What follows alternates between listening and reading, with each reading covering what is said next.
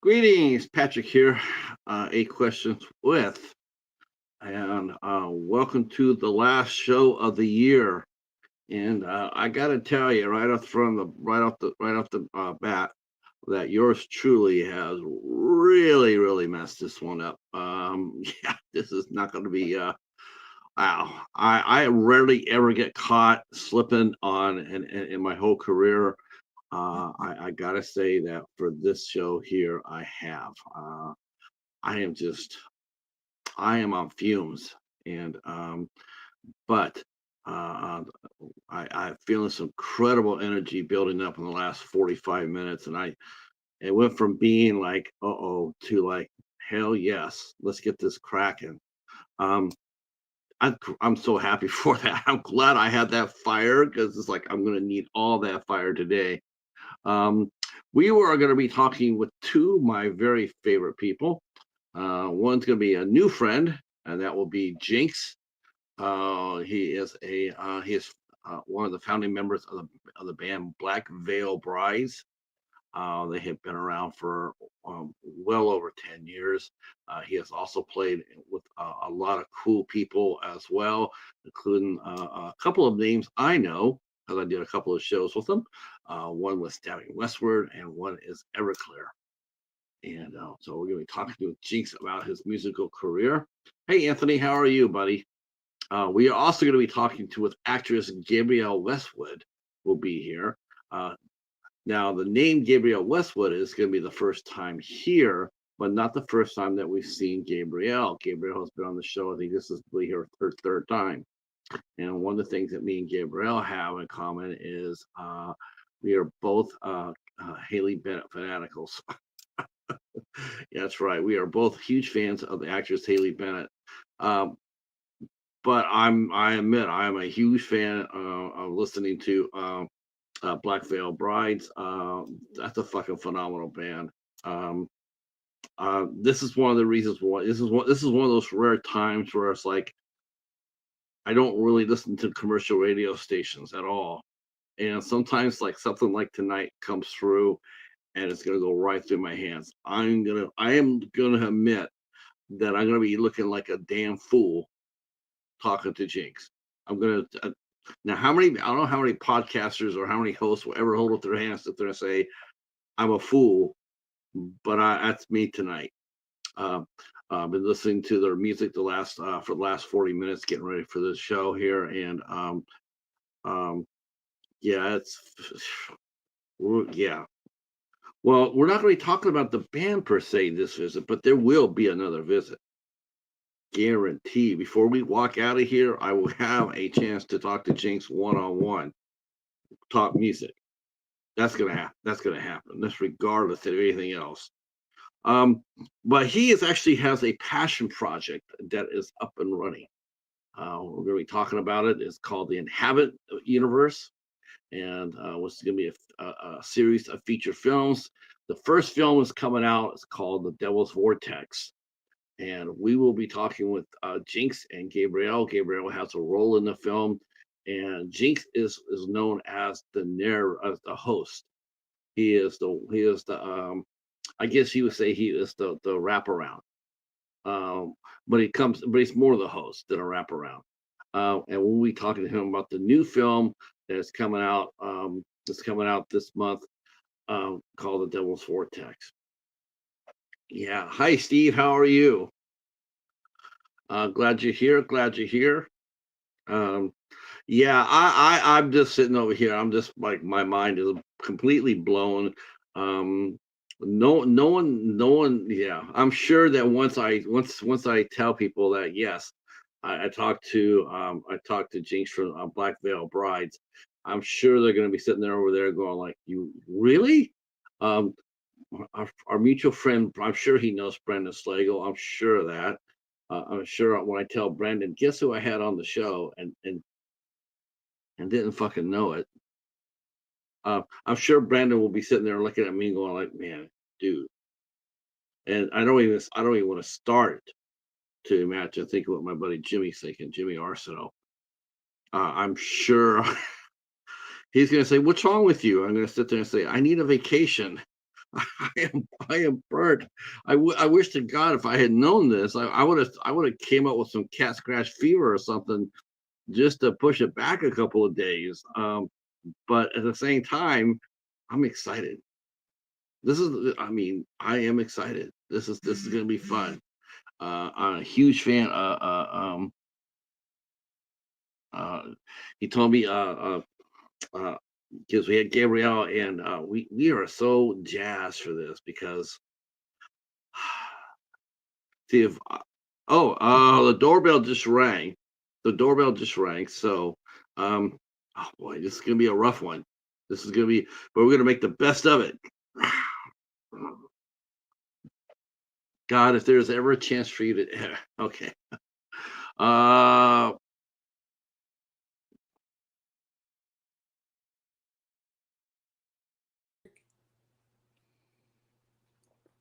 ta-da! And this is Gary, also from the Devil's Vortex. Um, and this is going to be the movie we'll be talking about today with Gabrielle and and with Jinxx, and we also had the director, co-director on the show as well. Joss was supposed to be here tonight, but there was a unfortunately there was a New Year's Eve gig that he had suddenly popped up, and so he had to go ahead and take care of that. That happens in this business. You have to learn to deal with that. Not everybody can, we have the best of intentions to show up, but professionally speaking, I'm fully aware of actors and directors and whatnot having to go at a drop of a hat's notice to go and do some shooting or what have you. Hi, Gary. Can you hear me? I can. Can you hear me as well? All right. So I'm sitting over here, and don't take this the wrong way. First, I'm going to say this. Don't take this the wrong way. Sound like my wife. Yeah, yeah. I really want all of you guys here. I'm really glad Gabrielle was able to find you. Um, I am just it's really weird. It's like I'm excited for the show. At the same time, I wish I had another week to prepare for it a little better. I have been going nonstop for well over a year, and I'm just running out of steam. So I went ahead and when let's see who's here. Yay! All right. All right. Yay, my fellow Haley fan. Oh yes. Oh my God. I girl, we're gonna talk about that because her upcoming year is gonna be fire. I'm excited. My dream is that someday she'll be in something I write. I think she's amazing. I think she's the best actor working to. I just love her choices so much. Mm-hmm. I'm looking forward to meeting Jinxx. It's gonna be unfortunately you can't be here tonight. He's had a family emergency. Oh, so he can't make it tonight? No. Don't take this the wrong way. I want him to come back when I'm on top of my game. Yeah, I was poking around because you remember Gabriel. I also do music as well. So when I saw exactly who he was and what he was about, I'm like, man, I admit I got caught red-handed. Like I was like, I did not realize exactly what you had brought me, and I'm going like, well, I owe Gabriel a huge debt, but I wanted to be at the top of the game too, and talking with him along with you folks as well. I admit it's just a rough time right now, so it's like, but we're gonna suck it up. We're gonna talk about the Devil's Vortex, because that's what we're here for. Which I didn't know this, Gabriel. I did not realize till when you and I started talking, when I started watching the movie, and all of a sudden I realized I seen familiar faces in the movie Hmm. besides yours. We had Paris is in here, Paris, Dylan Paris.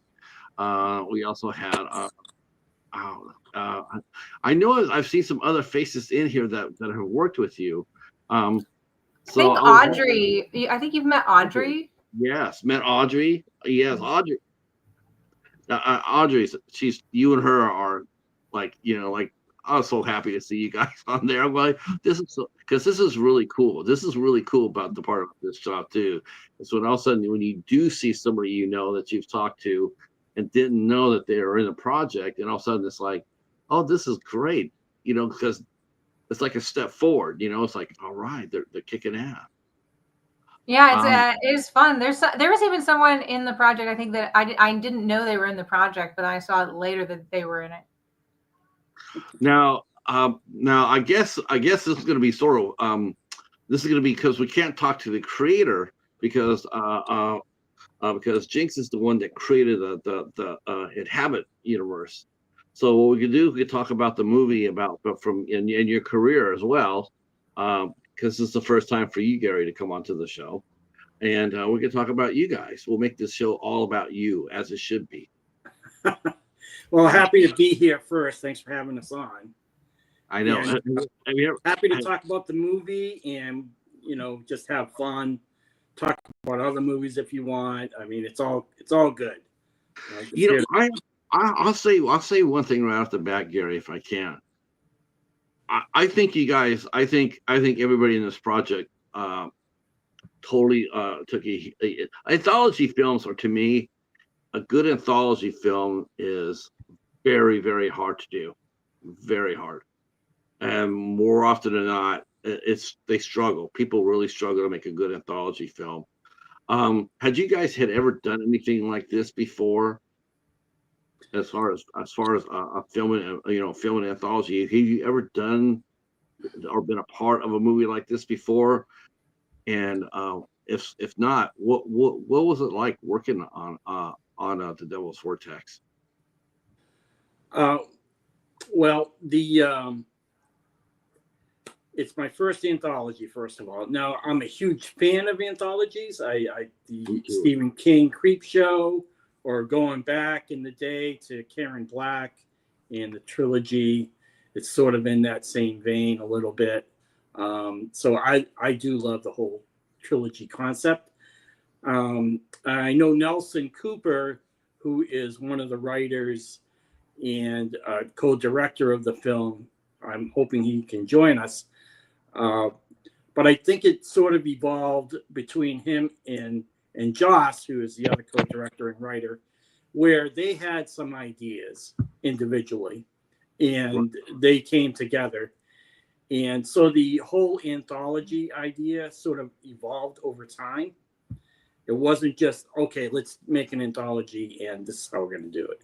It was, they had a couple solid short stories, and putting those together, we thought, well, if we came up with a few more and put them all together and then tie it in with the whole Ojai Vortex thing that goes on up there, that we could have something there. So it sort of evolved over time into the anthology. I love the city where you guys were basing the base of the first film at. When I saw Ojai, I'm like, that's so cool. Because Ojai is actually a real city in California, and it was also the basis for a very popular show back in the 70s. And I don't. Fill me in. What show was that? It was called the Bionic Woman, and it starred Lindsay Wagner and Richard Anderson. I know the show. It's obviously been decades since I've seen it. I had no idea that was based in Ojai. Yeah, she played that was her base, so to speak, and then she taught at Ojai High School, and then they would send her on to missions all over the world. So when I saw Ojai on there, like, because that's the only other time I've ever seen the city portrayed in the movies. That's why it was in another movie not too long ago called the letter A, maybe, or A.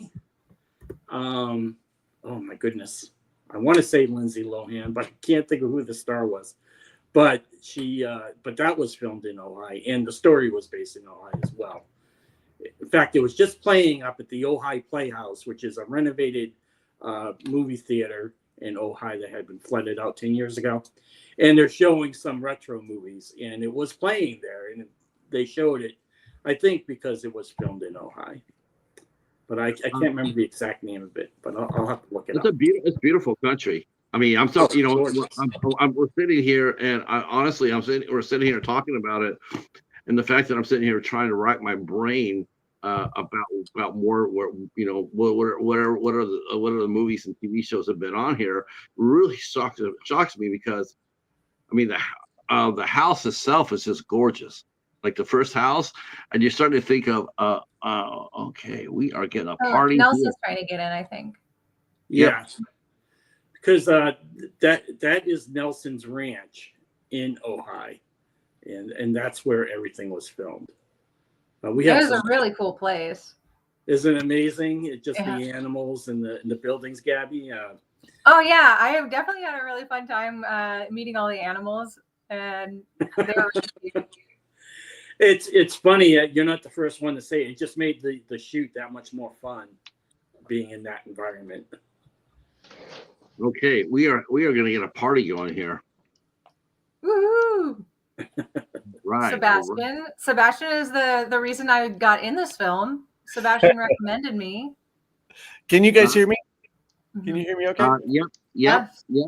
Yeah, Gabby, you're just so talented and I remember when I first met Joss, it was just through Instagram, but he's such a character, right? Like he's just so funny, and so we just hit it off, and we were talking, and we just started talking about doing a movie together, and then eventually this came up, and he was like, "Do you know any actors?" And again, I only knew Gabby through Instagram, but if you follow her Instagram, like she's hilarious. She literally is like a little girl in a grown woman's body, and she's just having so much fun, right? And I was like, I want to work with that person, right?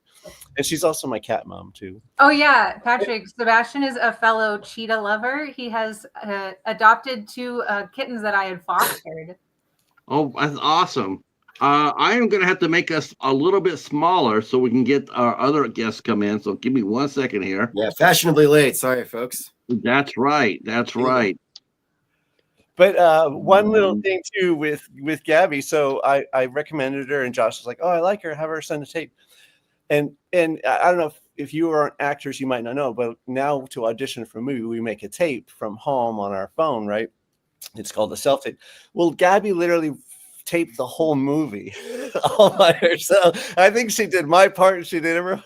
I did a lot of lines.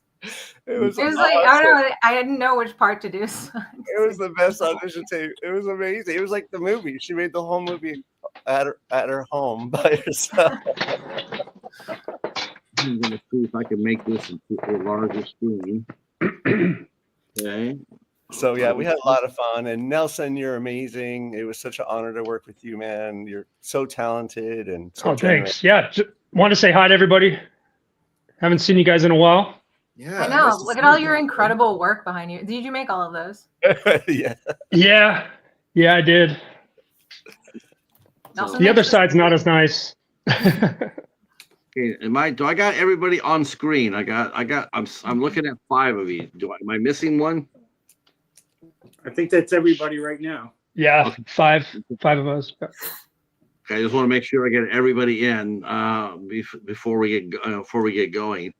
I'm going to ask you guys. I'm going to ask all the folks that just came in. We're talking about anthologies, and I'm of opinion that I think anthologies are some of the toughest films to make, because it's basically you're combining 4 to 6 stories in a wraparound, and you got to make it cohesive. It's not nearly as simple as people think. It's like, well, is it simple? No. Anthologies are a bitch, because even though you got to do your own story, you still got to find some ways to connect it with the wraparound, or the narrator, or the host in this case. and you still got to have that in the back of your head when you're doing your story, like, because you can't go out there and just like, okay, I'm going to do a medieval story for mine, even though even though the anthology is science fiction, like, well, it wouldn't work. So my first question was to you folks, before we get into everybody's background, is, was this your first anthology film that you have worked on, and what was it initially like to work on the movie itself? Have you ever done anything like this before?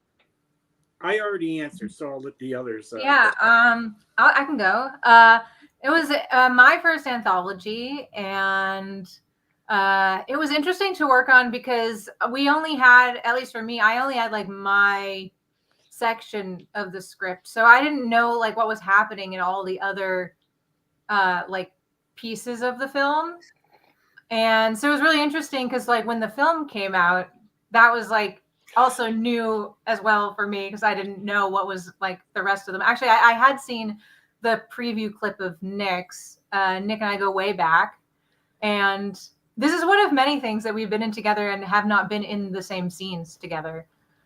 Many, yeah. I think the majority of things we've done, we have not spoken to each other despite being on screen together. Yeah, either on screen together, not speaking, or not even in the same scenes, but we do know each other. We've also been on stage together, yes, and not interacted. We did an Yes, entire run of a play. That's how we met, doing Pride and Prejudice, and our characters never spoke. So yeah, it's really interesting to do an anthology and as an actor not even know what the other parts are going to be, and being like, oh, I wonder how it all connects. Like, I wonder. I knew the premise was that it all took place in the same house, so I was like, oh, I wonder what else is coming next. Now, when you said you guys had not been, worked, in the same scenes together or whatnot, did you ever show up on set just so you could get a vibe of what was going on as far as story wise, from the other people's story? You wanted to come in there and just get the feel of what it was about, or Gabby, did you come to set on when Audrey and I were shooting? No, I came to set when you were shooting the TV show. That's right. Yeah, Nick Gabby and I has are done on that one before. of Michael Casey's TV shows, and we're not in the same scenes, but it was shooting down the street from me, so I did show up for that. Sebastian, you came one of the days. That's right. A couple of them, yeah. Yeah, that was on Nick's day. Nick, when You were whooping my ass in chess, like all in between every setup. It was just like, you want to go again? Yeah, checkmate.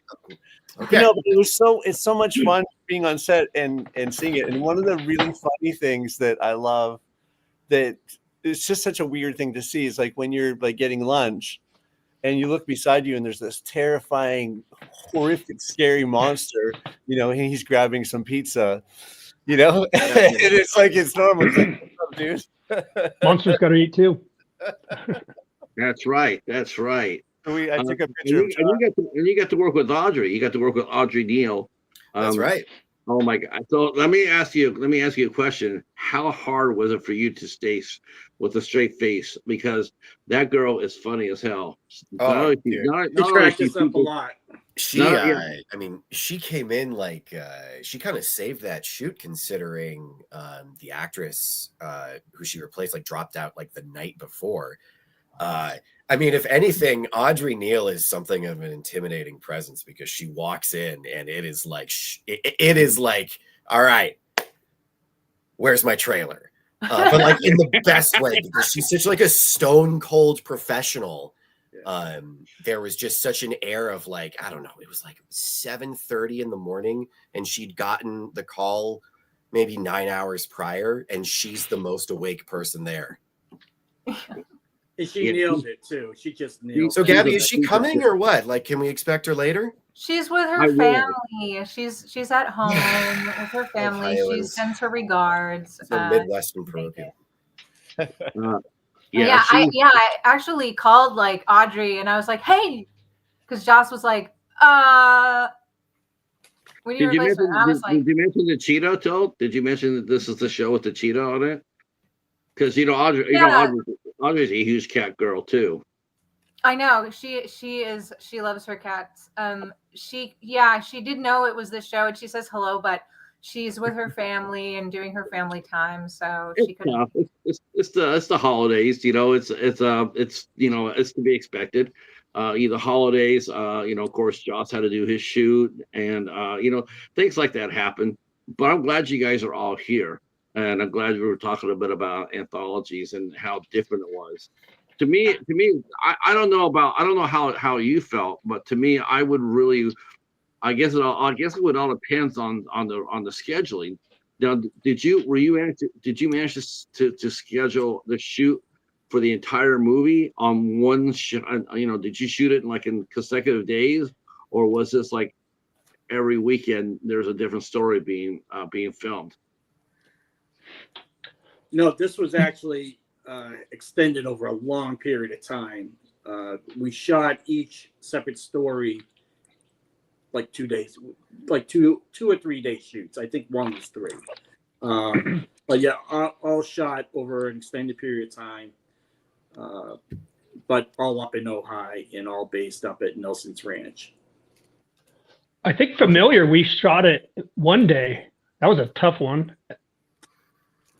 Well, yeah, it was probably one day, but it probably went. Yeah, and then I think Josh was like, "We're never doing this again." I think we started around 8 or 9, and I believe we wrapped around 3 in the morning the next day. Oh my I think God! we were shooting in the bedroom at like 2 o'clock in the morning. I remember that. You know what? We did Insane in one day as well. Yeah. Yeah.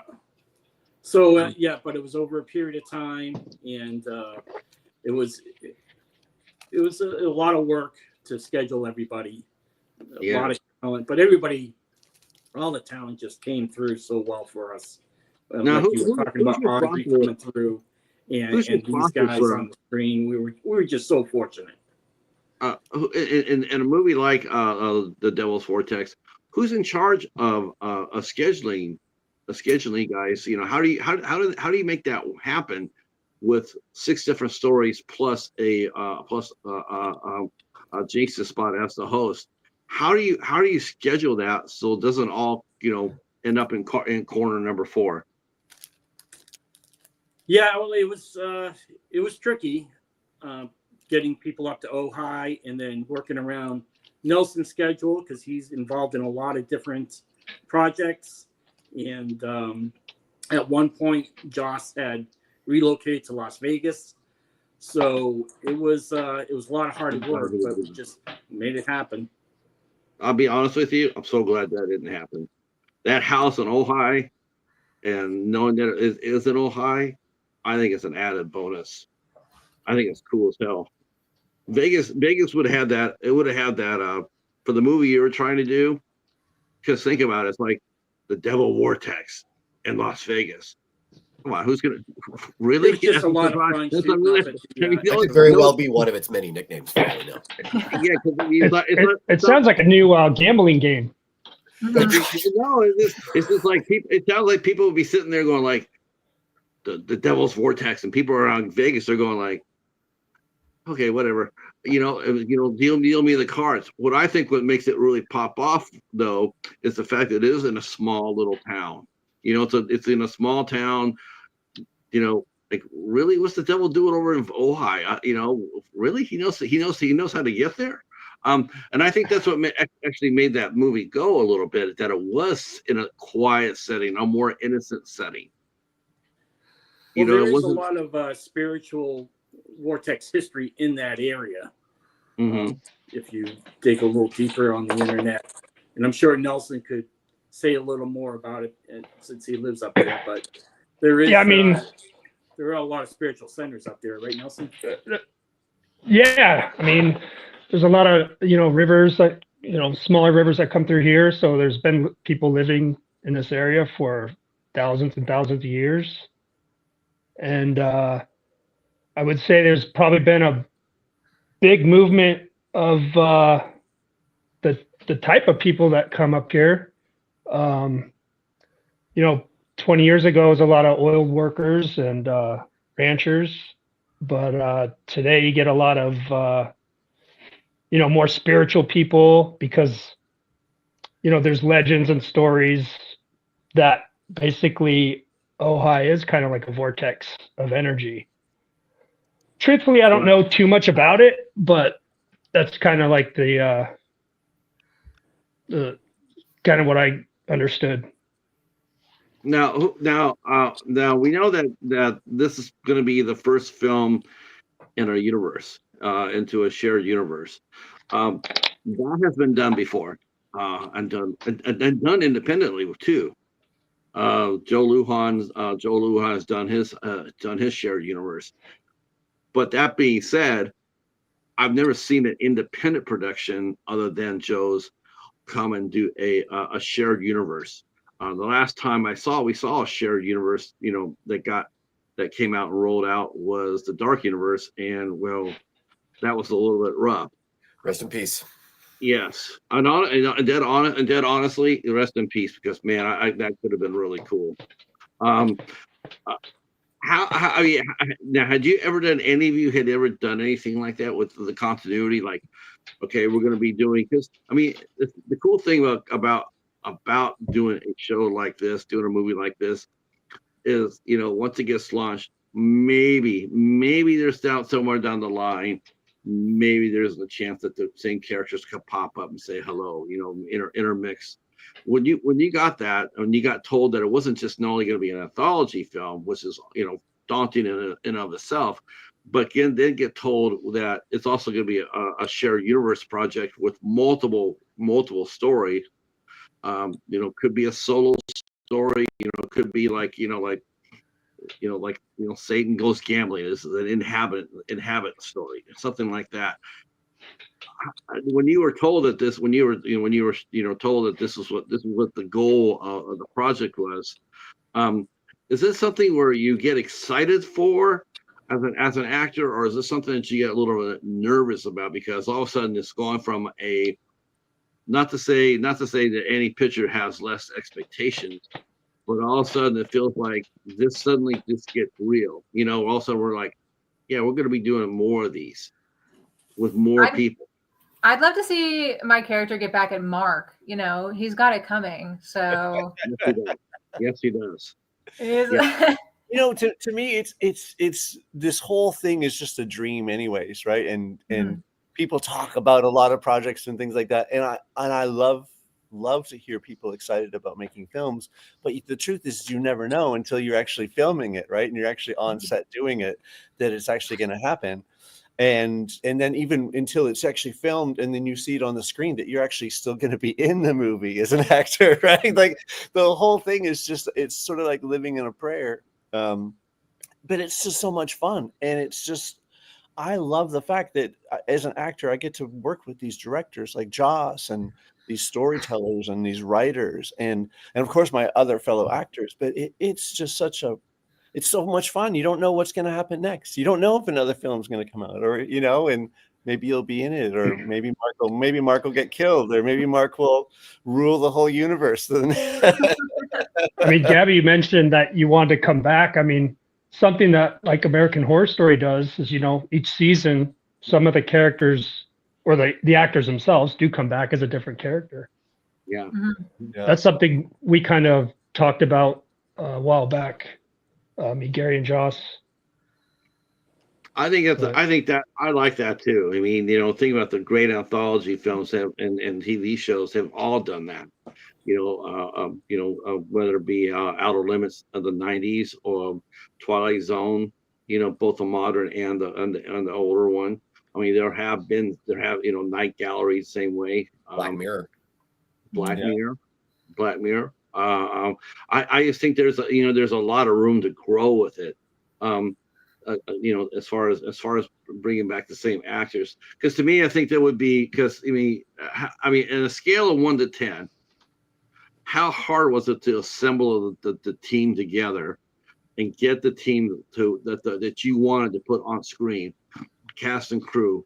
How hard was it to assemble the pieces, and how long, like you said it took a while to do the shoot. How long was the actual shoot with the original cast and crew? How long did it take for you to do your segments? Well, I think first of all, any movie is hard. I mean, any movie is hard work just to get it made and get it on the screen.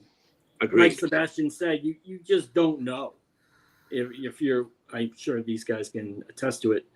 That you are on set and the thing gets filmed, you don't know if it's going to make it past post production, or if it's just going to end up on a shelf somewhere and never get seen by anybody. But this was over a couple of years that we made this film.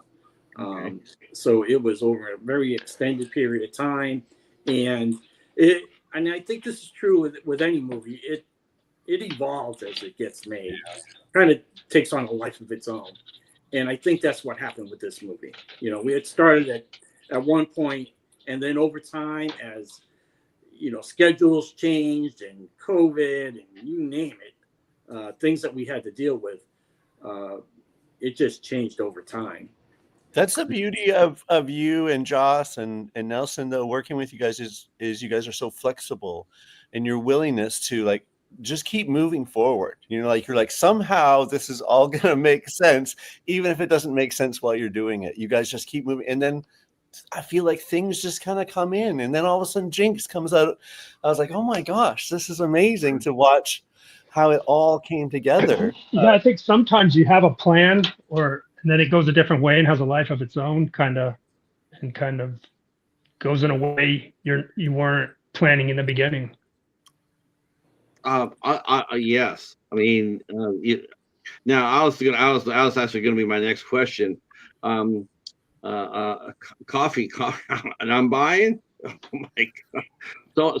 Someone has not seen my writer list. That's for sure.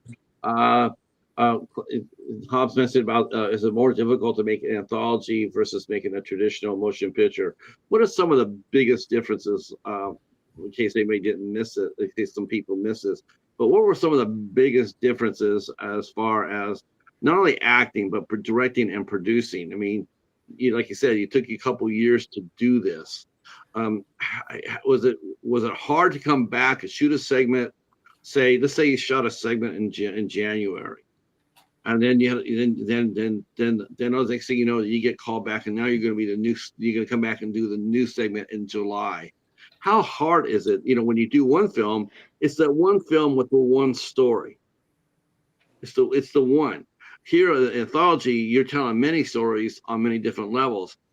How hard is it to do that? To come back there, shoot this first segment, come back, shoot the second segment, and then did you ever look back at it during the dailies to say, you know, we need to put one. How do we put 1 and 2 more together? How do we connect? How do we get Jinxx in here to connect them more together? Do you need to call him back for reshoots, or do you just go with what you got?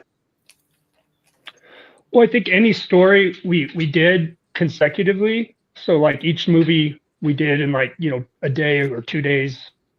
But we did do pickups later on. Right, Gary? We did it Yeah, a little bit. Once we had all the stories individually done and edited, then we had to pull them all together and make it fluid. And then I think we saw the gaps that we had, and then having each one separately, we saw where it's like, oh no, we need to do something here. It's not quite tying in right there. And then we did pickups at the end, and we didn't shoot Jinxx until the very end as well. So back in July, we did 1 day of pickups with the creature, which we didn't plan on having so prevalent in the film, but it evolved into him being having a presence in each of the stories, and then pulling it all together. So once we knew what we were going to do with Jinxx part, we said, okay, we need to do some pickup shots here. So we had a day of pickup shots, and then we spent an entire day with Jinxx. And then we were able to go back and make those changes to the individual stories, because we did complete the stories as we went along. I was gonna mention. I wanted to find out how each of you got involved. What was how are you each individually approached to doing the project? Now, like you mentioned, that some of you guys have known each other from doing other projects, but not everybody, right? There's some newcomers, or you didn't know until you were asked to come do this project that you had known some your fellow actors. What was it like to be approached about that? I mean, is it as far as you guys go, how are your parts and your roles defined in the project?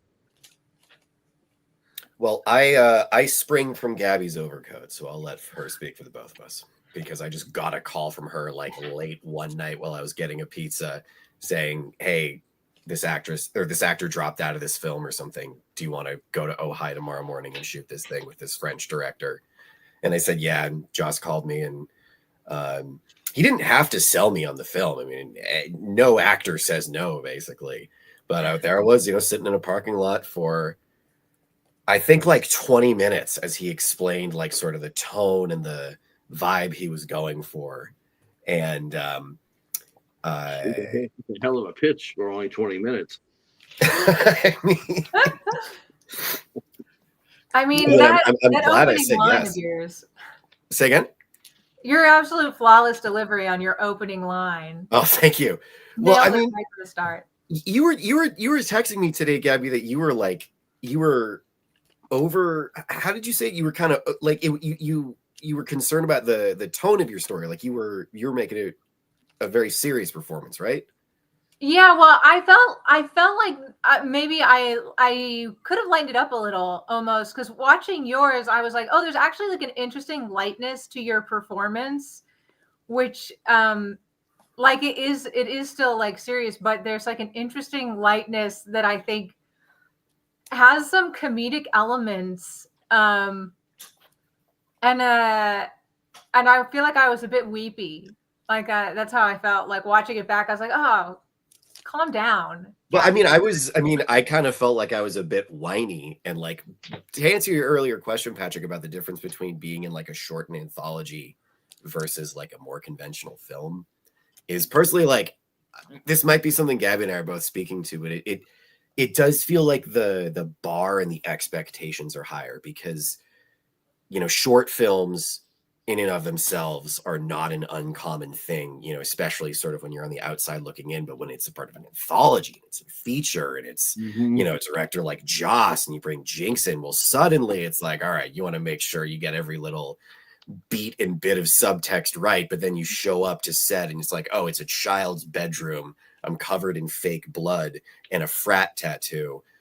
There's a possibility we were overthinking this on the drive over. Yeah, I think I was maybe overthinking it initially, because like reading it, I'm like, oh my gosh, this is such a serious like situation. But then there is like a lightness to the writing. I'm interested, I think, most in terms of like how it was to be co-directing for Nelson. You're directing with another director, and you each have kind of like segments. So I feel like maybe the most interesting part is like two directors collaborating on a single through line. I have one question. Did you shoot the entire movie in order?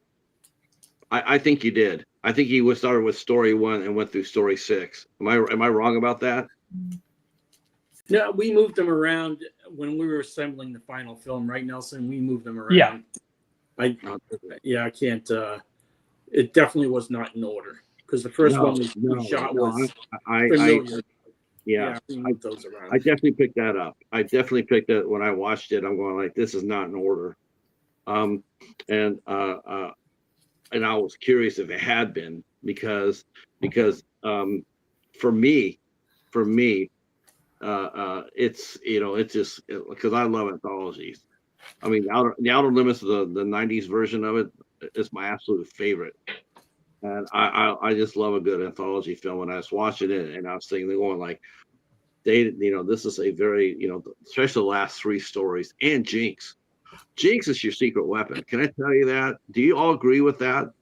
I know you're all looking at your parts and the roles you played, but there's got to be that point where, like, well, how does a movie get pushed over to the edge? What's the one thing that's going to cause this movie to get talked about? And I got to tell you, he was fantastic. Did you guys, when you guys went back and watched the film, when you saw you guys' your stories lined up and you rolled it, I mean, did you feel right then and there? Was there a moment, it doesn't have to necessarily been him in the film, but was there a singular moment when you got back there and watched the dailies that you looked at that and said, "Damn, this thing is okay. There we go. Was there anything? I think Gary spent a lot of time editing, so Yeah. you probably saw it before anybody. As an actor, like, you don't know what it's going to look like. You know, you try to study your script and work on it and give the best performance and try to listen to the director, understand the tone. You try to do all that stuff, and then you leave and you just pray and you're like, I hope Gary, while he's editing, makes me look, or just helps the story, that he does a good job, that he puts it together correctly, right? Like, Yeah. you know, thank you, Joss Gary. was amazing. Joss did an amazing job on the editing. You both did, Joss. You just did an amazing job. Like, but it definitely evolved and changed over time. And I think as Nelson as a director and us editing it, because the three of us were in constant communication, working on each story, and they evolved. You know, like they say that the editor is the final scriptwriter, something along those lines, and it's very true. I mean, the amount of effect that you can have on the story is big, and we, all three of us, put in a lot of work. There's one thing to get that footage down, and then it's another thing to make that work in the editing room, and it evolved over time. And I did not have that aha moment until we had it all together. You know, there was no like halfway through saying, yeah, we got it. It was a lot of work over a long period of time, and I think that's true with any movie. It is a ton of hard work, and I think people outside the business that don't realize the work that the actors do. I mean, last minute, I was blown away with people like Nick and Gabby stepping in and, you know, not having a ton of time and knowing their parts and creating that character. I have to say it again, man. We were so blessed, so lucky to get the people in the movie that we did, the actors that we got, and it was just so varied and so fun, and it pulled together somehow, some way. And it's a team effort, you know. Everybody pulled together to make it happen, and there it is. And it's a lot different than what I envisioned 2 years ago as to what we see on the screen now. I agree.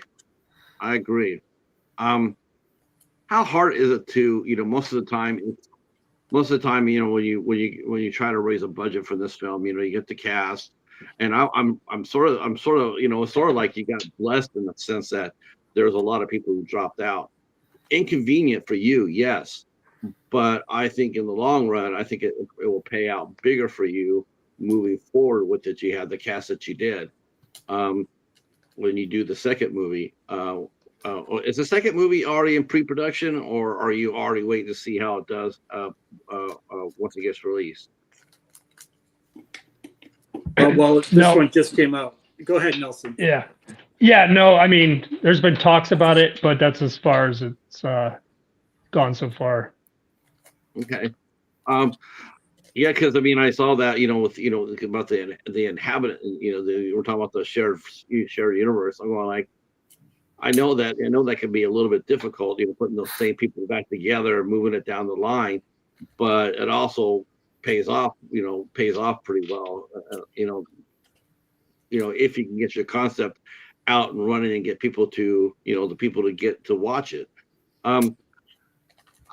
I know feature films, you know, generally you work on based on what your budget is, and you raise money for the budget for one film. What was it like to pitch this movie out to different investors and backers? Are anthology films easy to sell to the marketplace? or is it or do you just show them the one out of the 6 segments to sit there and say this is what we're aiming to do, and then show it that way?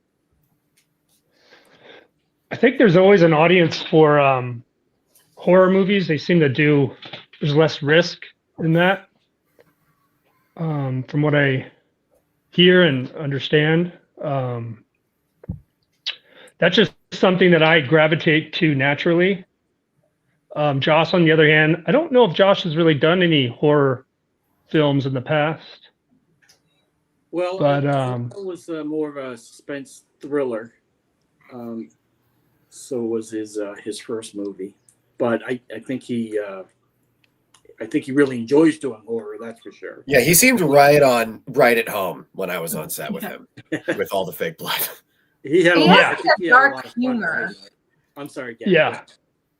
Like there's definitely a dark humor. I mean, there's like with the Masusin, it's like kind of gory, but also kind of it is funny also. Yeah. I mean, Joss is such a great face and soul for this production because, like, you know, he can, you know, with obviously alongside Gary and Nelson, like he can rally a crew to get to Ojai.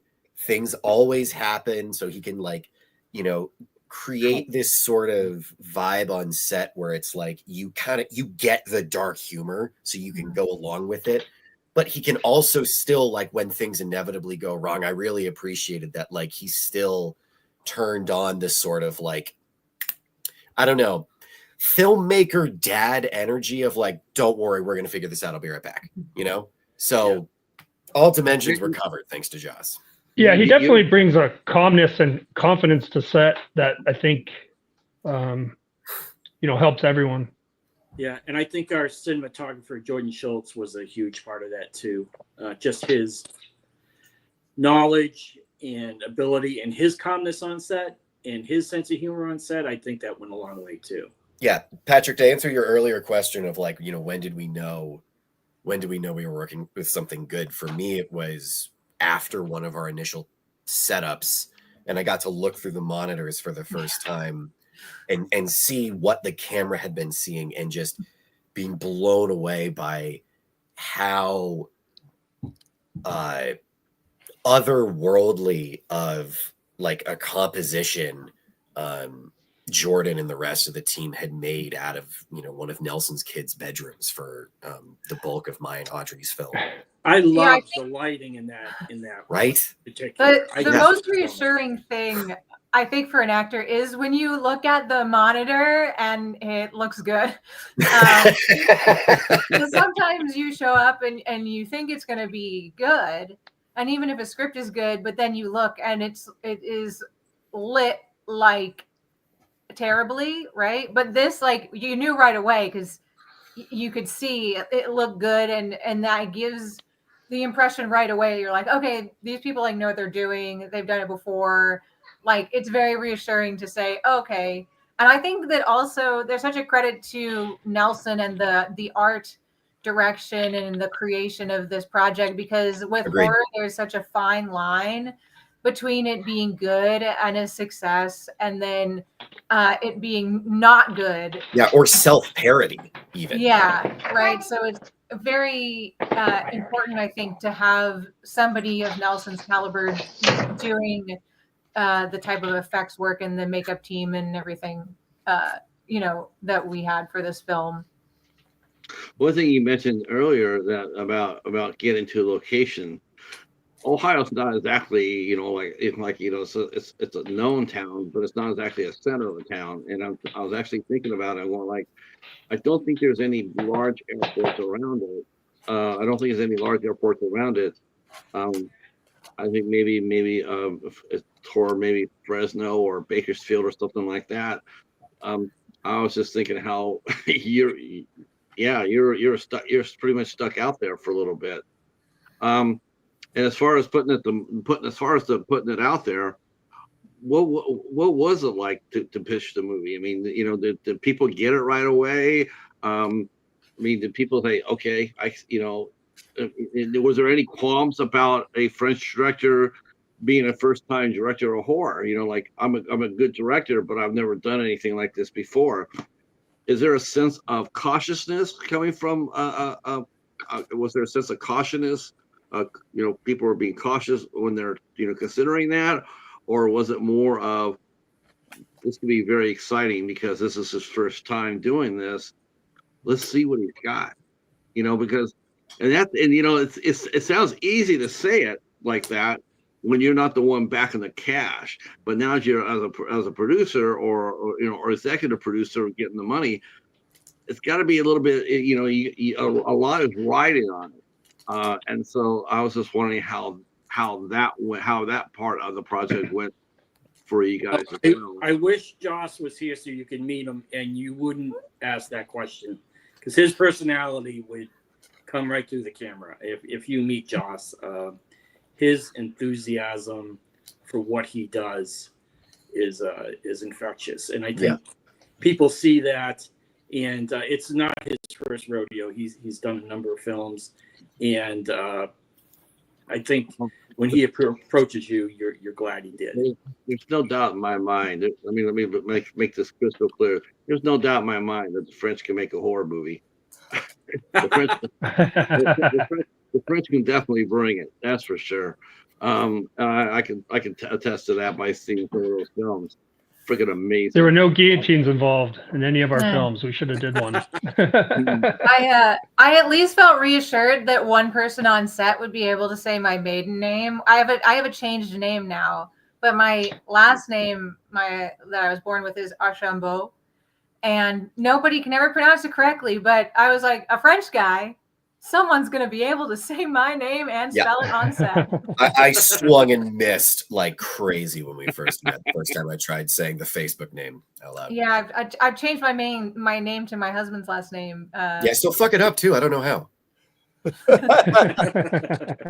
The thing about Joss though too, Patrick, if you meet him, he's like the bus is leaving. Like, you want on or not? Because I'm doing this thing, and it's just such a joy to work with people like that, that are just they're doers.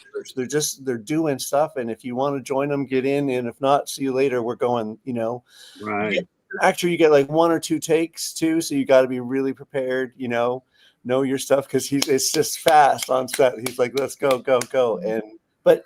It's awesome, and I've done now 2 films with him. We just released another film earlier this year, Gary, wasn't it?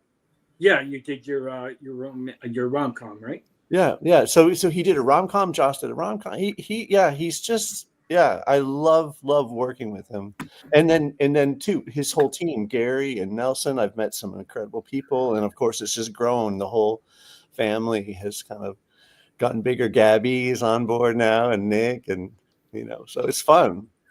Yeah. Hey guys, I lost you for about a minute or so. Well, we were just talking shit about you, Nelson. So okay.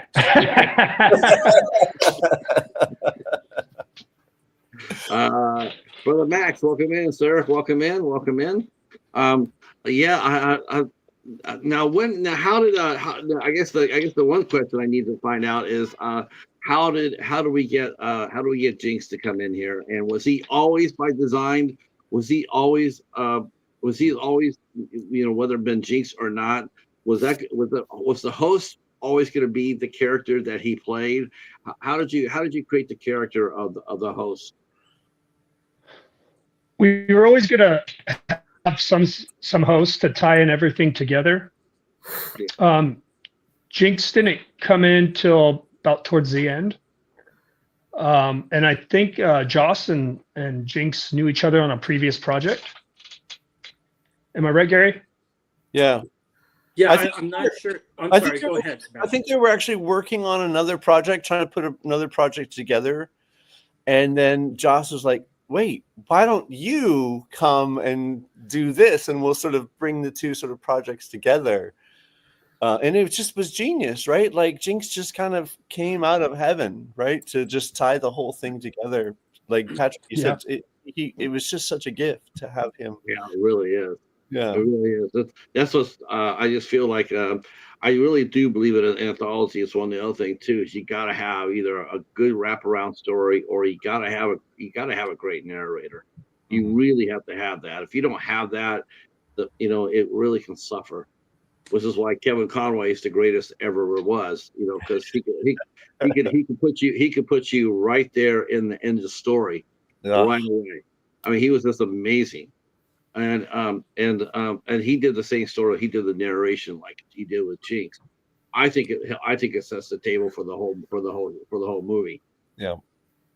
Well, Jinxx tied in because he grew up in a house that had some it was some pretty scary history to his childhood in the house that he grew up in. And actually, I think, if I'm not mistaken, on that 13th, that Friday that we first released the film, that house that he grew up in that was possessed, that he touches on in our movie as well, actually caught on fire the day that we released the movie. My gosh! It was really a wild story, and hopefully you can have Jinxx on at another time and discuss it in further detail. I'm sorry I'm not doing it justice, but it's quite a connection. It's quite a connection, and he was very connected to the story because of that past history. So that's sort of how it all tied in together. Is there room enough to play when you do a movie like that? I mean, is there? Did you put together your cast? You had your 6 stories. And did you just, before you started shooting, did you just maneuver the pieces around, like, put the actors in different stories and see how it would look on paper? Like, would Joe work here, or would he look better here? We have him in the first story, but should we move into the 5th story? Maybe the 4th should be the 3rd. How did you set up the order of the film? We didn't have all the stories written all together. I think we had 3, and then we already started shooting, and then we moved on to do the next 3. But yeah, it wasn't something like we wrote all 6. Matter of fact, Josh came up with the dialogue for Jinxx. I don't even think we were done editing, right? We weren't done with our 6th film. Yeah, right around then, Nelson. I think you're right. Yeah. And like I said, it evolved over time. I think a couple times, Nelson, when you were writing your stories, you did have particular actors in mind, but due to availability, and I think there was one actor you wanted to use that was in Florida, and we couldn't quite coordinate getting him here. So all those things, Patrick, were in flux, and over time, and they just. There was also a location that fell through. We were going to use the mountain behind my house here, and then somebody ended up buying it. So right. Before we were going to use that location. It was a totally different story, and then I had to rewrite a complete different story. Right. So yeah, I guess Nelson. I guess the next few questions will be for you because about the writing. Because most of the time when you get an anthology film, it's basically there's 6 or 7 writers. Every writer, each segment gets its own writer, its own voice. You and Joss wrote the stories all together. What was it? He actually wrote 3 of them, and I wrote 3 of them. Now, did you write face to face, or did you just write it? Okay. So, I've known Josh for a while, and we were friends, and we trusted each other. So he let me do my 3, and he did his 3. And that's how we work that. That is trust. Yes, it is. Trusted with half of your script. I did not realize that. Yeah. I mean, I've always been fascinated by that aspect about doing anthologies because it's like you remember the ABCs of Death? What's that? Did any of you see the You ABCs? said ABCs of Death? Enlighten Yeah, me. have you seen that? 1 and 2? Oh no, Oh, No. sounds amazing. it's like it's basically like I want to say it's like between 90 seconds or 2 minutes. Might even get 2.5 minutes. But it was all everybody submitted their story. There's all submissions, all different. There's 26. There's 26 stories, or I think maybe 26 plus the wraparound. It goes by so fast, but it's like the writing involved in that. It's like how do you? That's just got to be like putting that together, putting that in order, and I'm thinking that's a hell of a hell of a chore right there. But then we told then to do it by yourselves. Like okay, we're not going to give you 26 writers. Now we're going to give you 2 with 6 segments. I would think I think it's super cool that they were able to do that to the most part for the and they're asking for open submissions as well. That's the other thing that made it really unique was that and they did 2 of them. They did 2. They came out of Magnet. And that was really really interesting how they came up with that and with two different ones, and how they had to open after the first one came out and did really really well. They opened it up to everybody else as far as that goes. Like you want to be part of this movie, submit your story in. There was some really intense, crazy type writing for a 2 minute story. Did you feel that? Did you feel the pressure? Because the first 2 stories really seemed to come out of like the ABCs of Death. It came out. There's this like pow knockout right away. Go ahead. Oh, a cheetah is appearing, I think. Look at Gabby. Hi, baby. Oh, wow! Look at that cheetah. Hey guys, is it my connection or are you guys getting a lot of breakup? I think it's your connection. I'm okay over here. Yeah, Okay. Yeah, you kind of get blurry every now and then. this is actually really good. Are you guys all based in Los Angeles right now? Well, he's in Ojai. He's probably in the Devil's Vortex right now. That's Yeah. This is one of the best. This is one of the best Yeah. connections I've had. Because most of the time, whenever we have technical issues, I apologize if I don't hear something. No, it's fine. You're fine. Yeah, I was gonna say about the intensity of the writing goes with that the 26 different directors all submitting their own stories. I'm just wondering how hard it would have been. I was gonna we can use you guys. We'll use you against Joss. Did you guys each give your own story to each other, and it was one of those situations where you felt like you could improve on the story a little bit, but didn't want? Was there any fear of I don't want to say anything about his story because I don't want anybody to coming back on my story, or was it just 100% complete trust and each of the stories that you submitted? There's 100% trust. It is kind of like sharing your favorite toys, isn't it? Like writing something. Yeah. Putting Nelson, stories did you together. hear that question, Nelson? Because it's kind of a Nelson question. No, I'm Yeah, moving Nelson- outside. I'm moving outside He just because asked you. I think I was just getting bad. He just asked if you guys either gave each other notes on each other's stories, or how did that work? How did the writing process work? Did you guys help each other, or? No, pretty much we just worked on it privately, and I submitted it to Joss and Gary, and I don't think there wasn't any changes at all. Awesome. And I think, yeah, with Joss's stories, yeah, I mean, I don't think there was any changes. It kind of had full freedom, which was cool. How many stories did you each write before you decided on the final 6? Well, I technically wrote 4 because I had to rewrite one. So I had 3 ready to go, but then we had to change locations on one of them. So I had to rewrite a completely different one, and that's when I came up with Insane, which is the last movie in the anthology. Okay, make sure I did. Oh, are we all frozen in here? No, No, I'm not. No, we're good. you guys are perfect. I seem to be better now that I'm outside. There we go. Yep, just me.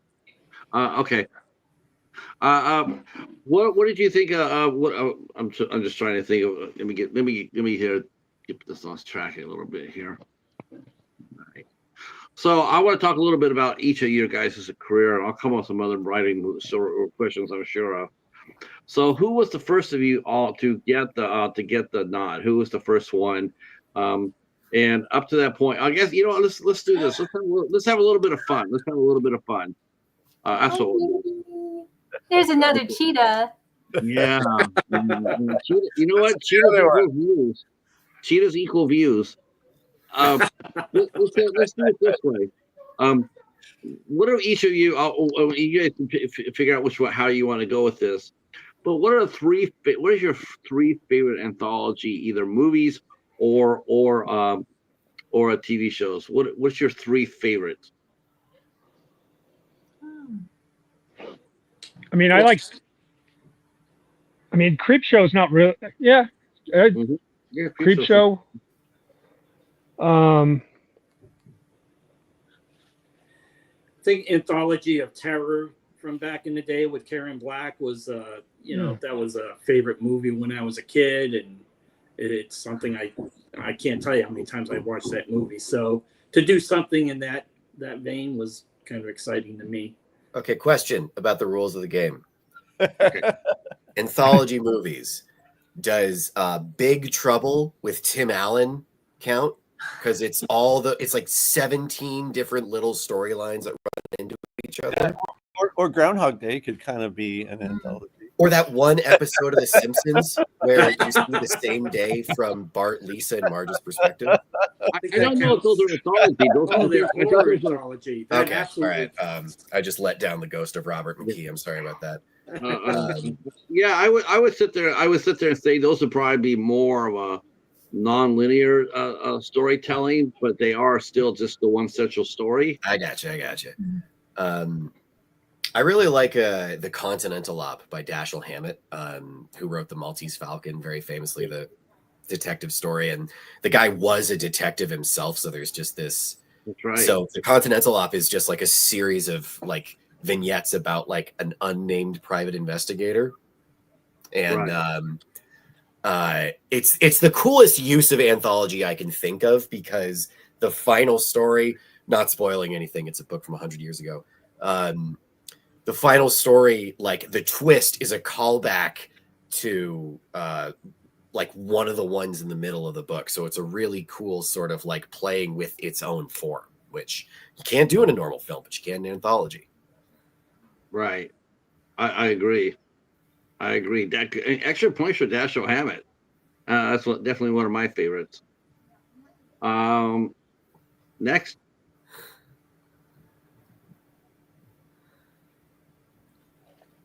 Sebastian, do you have any favorite? I'm trying to think like great anthology, but like I'm putting you guys all on the spot now. No, because I literally I think probably I've watched every single movie and every single TV show out there like 10 times over. Like I am such a it's what I love to do. And as a kid, I was just, if I could just, a day of heaven would just be everyone's gone and I get to watch movies all day. Like, especially when VHS came out and you go to Blockbuster, right? Oh yeah.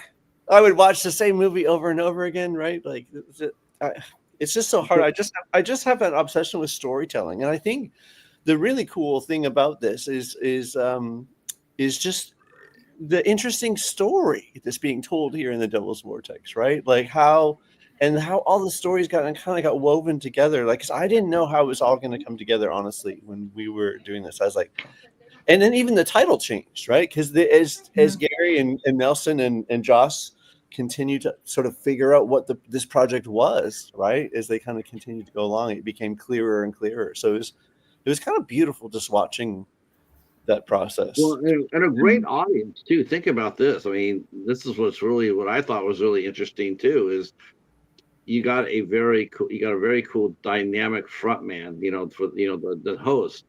And as far as getting the movie out there and again letting people know about it, because it's a crowded marketplace out there. But I thought it was actually really I thought it was just a really I don't think it was luck at all. I think it was definitely casting skill. But the fact that you got a well-known musician in Jinxx, Jinxx has been he's traveled the world and he's played with all these, he's played with his fans, with the, I mean, yeah, it was a great, it's like, and he was able to carry it off. I think you got lucky in the both, not lucky, sorry. I think you got fortunate in the fact that you got horror and music together, and that's going to bring a lot of eyes to your movie. Yeah. That's why when I heard about the shared universe idea, I'm going like, it could work. It can work because you have enough eyes out there that will want to see what's coming up. But that's a huge bonus. It's just like any other anthology. When you watch an anthology like Trick or Treat, you go back there, you watch Trick or Treat, and the one thing you notice right off the bat is just how freaking stacked that movie is. It's very much like yours, and maybe more of an independent cast, but they're all known. You're all known in the independent film world for what you've done, and I'm not overstating that either. I mean, like I said, I'm sitting here, and I'm seeing Dylan, and I'm seeing Gabrielle, and I'm seeing Audrey, and I'm just going like, wow, this is so cool. I know all these people from their other work, so I'm very excited about this. I'm very excited to see how it goes. We sort of want to go talk. We definitely want to go talk to the guy in the second story. Might need some Cheetos for that. But you know what I'm saying? It's an interesting aspect to. It's very fun to watch. It's very fun to watch, and as a horror fan, and then you bring in the music aspect of it, and then you see a frontman like Jinxx walking there telling you about all these horror stories. That's a good combination. It works. And he's just such a gentle, sweet guy too. Joss asked me to come on set just to help him. He'd never really done this before, so I was there to coach him, and he was just so open and just a lovely human being to work with. And there was no diva quality about him. He just down to earth. Yeah, just so yeah. And the shoot, the day was fantastic, right? He was just easy to work with too. Yeah. So yeah, it seemed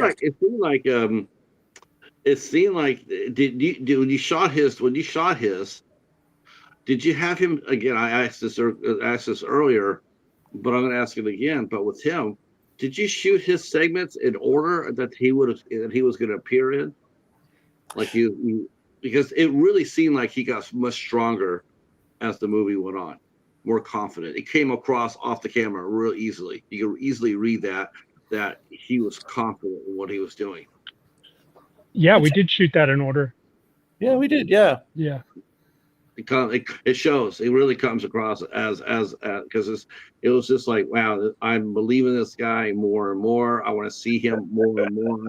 I want to see what's we're all Fulci fans here. We want to see what's behind the picture. He also wrote some of the music or half of the music for that rom-com that we just did too, right, Gary? City of Second Chances. Jinxx. Joss asked him if he'd be interested. He'd be like, yeah. And I think he just jumped on board. I don't know the details, but it was fantastic. I was not involved in that movie, but I didn't realize that Sebastian until I watched it. He's a brilliant artist, on every level as a performer, but also composer. And just really down to earth, passionate guy, but just like Sebastian said, lovely to be around. Really just great to be around. I better get back to this one question because I don't want everybody to feel like I left them out. So let's find out some more of your favorite anthology films because I know that people here have some of their favorites, and I'm surprised that you mentioned earlier Sebastian about about being able to watch movies all the time. Like this is all I want. I'm thinking is that a subtle nod to that Twilight Zone, the famous Burgess Meredith story? Oh, I I mean, love the Twilight Zone though too. I grew up watching all that TV stuff. Like, yeah. just I growing up in the 70s, and it's like this is like TV heyday and movie heyday. All the 80s, the movies that came out in the 80s, like it's just I feel so lucky and blessed to be able to and experience these directors, right? Like I got to see Steven Spielberg's first film and get to see him now. Like what a wonderful craft and industry and world it is to play in. So much fun. Well, and what's so great about it? So great is the fact that you're willing to take you leapt, you jumped. Like let's do something really really fun that's not really seen too often, at least on the independent level, done right. Now I've seen there are oh So god. So there are some I don't even know I feel even bad even mention it, but I'll mention it. So there are some film directors, and they're not anthology films, but I've heard them talk about in press. They'll talk about they see their film as an anthology, and it's really not. It's probably more of a victim of a budget cut than anything else. But what they do, it's painful. So one director who I know and I really respect him, and I think he's a hell of a director, but he made this series of webisodes. It's called the Vigilante Diaries, and I saw one of his other movies that he did, and I fell in love with the guy. The guy's like freaking phenomenal storyteller. And then he came out and says, we're gonna do a second one. I'm gonna break it up. It's gonna be sort of like an anthology, and it's called the Vigilante Diaries. And they chopped it, for a webisode, but they chopped it up, they edited it, and then they sent it out as an anthology film. I wish they hadn't. It was really, really rough. I mean, I think I think it's one of those things where you either have all the pieces together or don't do it at all. Have you ever been in a? Oh, no, you know what? I'm going to ask the questions first. Gabrielle, I'll ask you, and then Nelson give me his. But what's your favorite anthology film or TV show? You know what? I don't think I have one, but I'll answer Caitlin's question instead because to be honest, this kind of ties into her question. She asks what drew me to the horror genre, and to be honest, I don't watch a lot of horror. I like I have a lot of like scary dreams, so I get a horror movie every night. But the horror genre, I guess, drew itself to me. The first movie I ever got in, like right when I graduated college, was a horror movie. And so my only clip for like a long time was horror movie footage. So then I've just been continually cast in horror films. And I think I guess it's because I have like a kind of a vampire look, that I just continually am like a murderer or somebody who is like just the prey of this like horrible other person. So yeah, like 90% of what I've done has been horror. Although I did just watch Nosferatu, and I do feel like it's a very accurate representation of what it's like to be a woman. Okay. From Ellen's perspective, not as Nosferatu. It does feel like the world is very Nosferatu-like.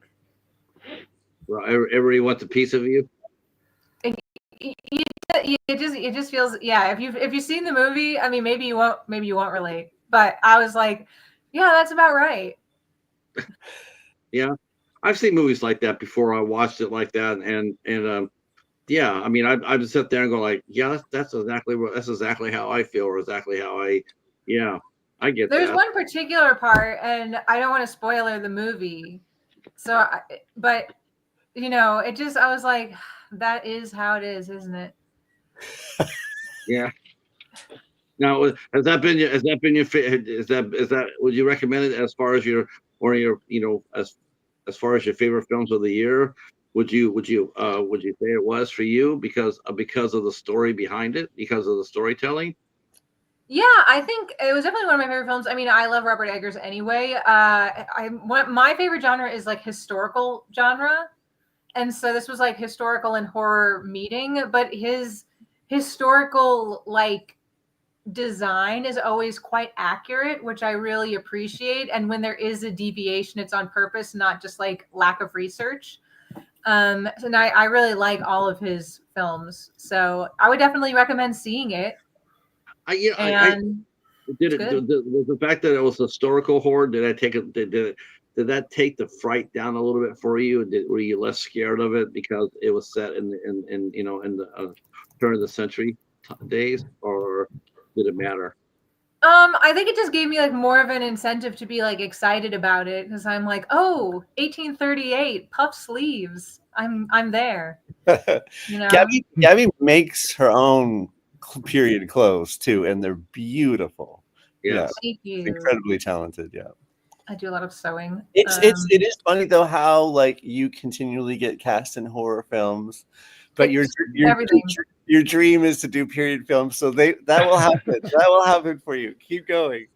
Yeah, it will. I mean, just killing people all the time.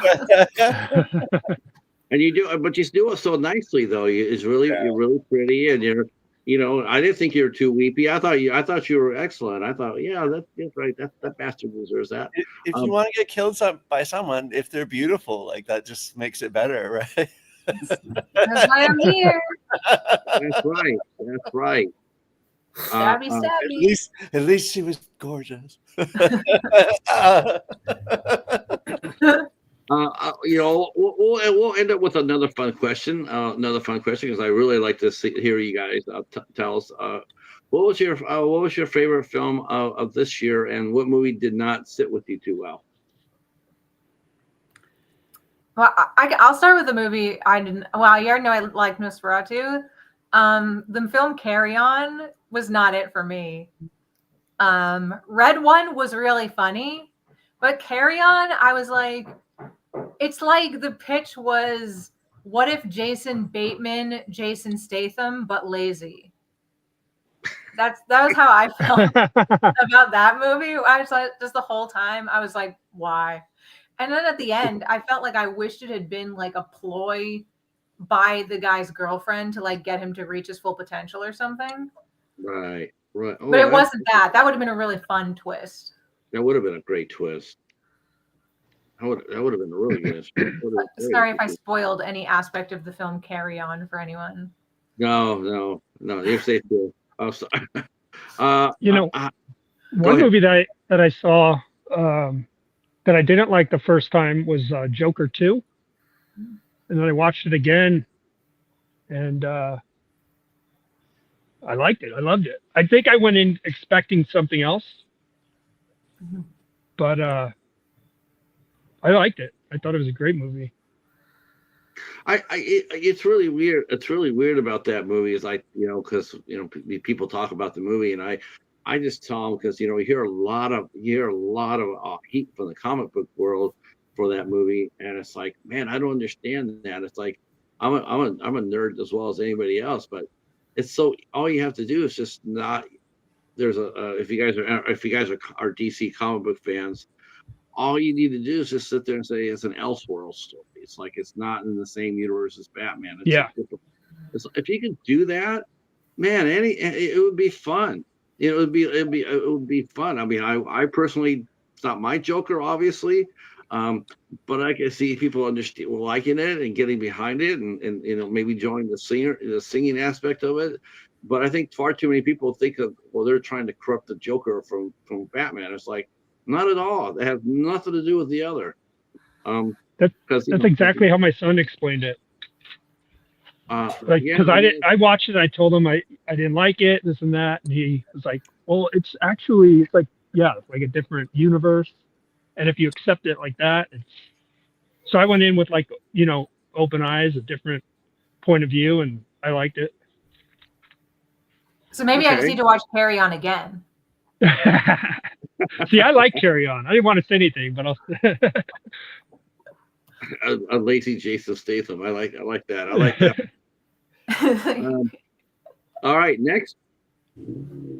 Oh, you know what I think is so interesting about films too is just that how, 100 people can be going to that movie for a different reason, to get something different out of the movie, and then the really funny thing is like talking to your friends about actually how they watch the movies at home.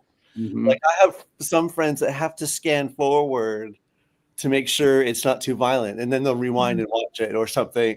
Or I'll have other friends where they're just like, if there's any portrayal of animals being harmed in any way, they're like, I can't watch it. Oh, Or no. just like it's just so interesting. And some people are like, oh, I don't care so much about the story. I love the spectacle of films, where me, I love the story, right? I do love the spectacle too, but to me, that's just fascinating to when you really talk to someone to see what they really like in the movie, right? And 10 people can watch it and like that movie for 10 different reasons.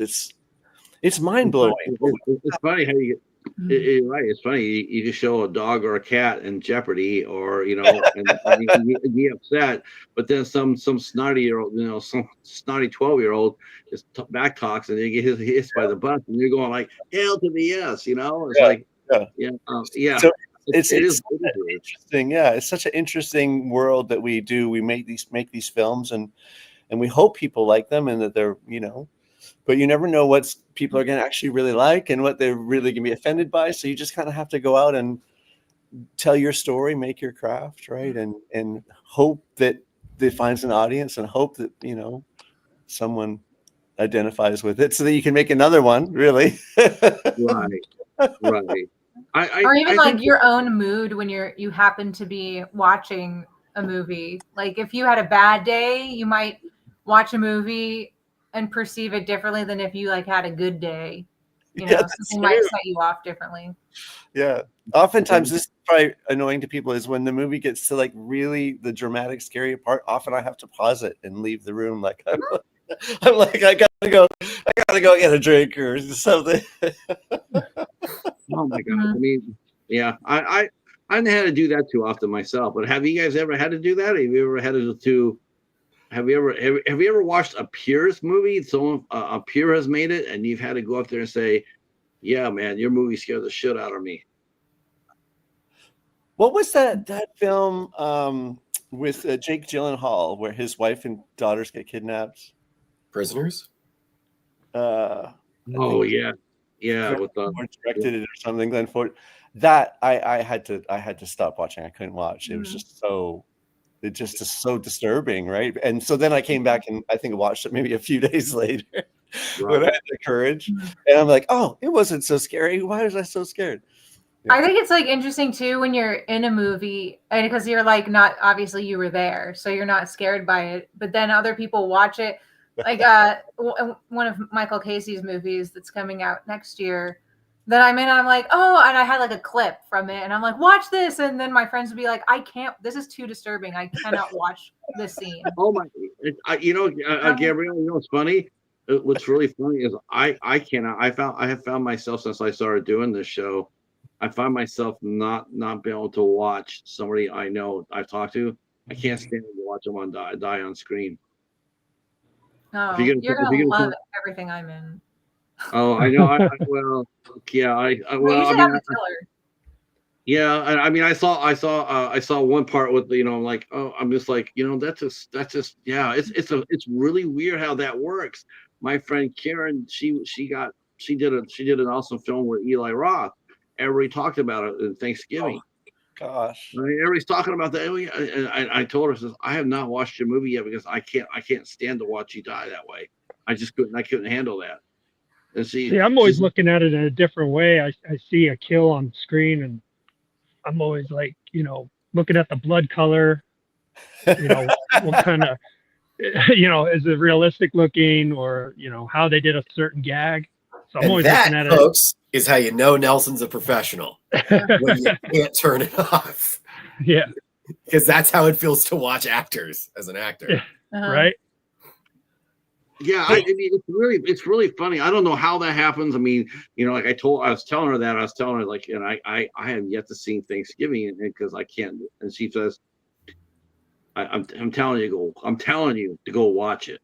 And I'm like, okay. I felt a lot better afterwards. I still have to get it, but I felt a lot better now knowing how she felt, because it's just, it's just, I don't know what that was. I never expected that sort of, because I can watch movies and not be, I can be touched by them or not, but I never thought that would happen to me. And after like talking to you all, and then go, oh yeah, by the way, we're gonna have our next cast, we're gonna have them all decapitated.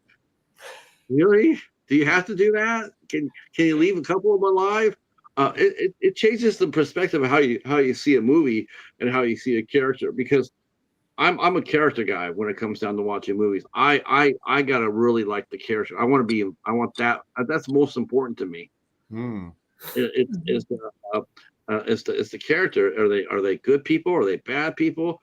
Or do they have depth? I mean, did the screenwriter make it so like really do care about somebody who is, those are all important for me as far as a moviegoer goes. Hey, you guys, I'm so sorry, but I actually have to run. That's all right. We have hit our bill actually right on the button. So if you need to go, thank you for coming in. I definitely want to do this again with you soon. I will find you through your social media. Oh, please. That sounds like a scary movie. I'll find you through your social media, and then we'll connect, and then we'll come back and do this again sometime soon. Loved it. All right. Well, thank you guys. Have a great night. Bye, Great. Sebastian. Bye. Bye. All right, that is going to wrap it up for us, because I don't think nobody wants to hear a long-running host anymore. I want to thank everybody who came out and supported this show. This was an awesome show. I appreciate it so much. The movie is called The Devil's Vortex. I do believe that movie will be released, if I'm not mistaken, by Bayview Entertainment, if I'm not mistaken. If I am, then I'll fix that. And I want to thank you all for coming up and taking up your time and talking about The Devil's Vortex. And we will talk to the host, the main man, walking through all these different stories. Jinxx will walk with him through his story sometime after January. Thank you to the chat for coming out there and supporting this. I really do appreciate that. It means a lot to me. And this is the last show I will be doing until February. So if you're looking for something to do on Tuesdays, Wednesdays, and Thursdays, I say go watch The Devil's Vortex. And as far as Amazon, you can see it on Amazon Prime, Patrick. If anybody wants to check on Amazon Prime. And if you type in Jinxx Presents, that's how it'll come up. Yes. Jinxx with 2 X's. Yeah. And also, we're going to put all you guys' social links down below, beneath. Here, I'll put all your links down beneath so people can come over there and check out your own personal social media aspect of social media world, and so you guys can stay in contact with our fine cast of directors and screenwriters and actors. If you guys can stay here just for 1 second, I'm going to say goodnight to our chat right now, and we will see you guys. We'll see you guys next month. It's gonna be a interesting 30 days of quietness. Thanks so much, and have a great night. And you guys just stay right there for a second, and everybody else, I'll say see ya.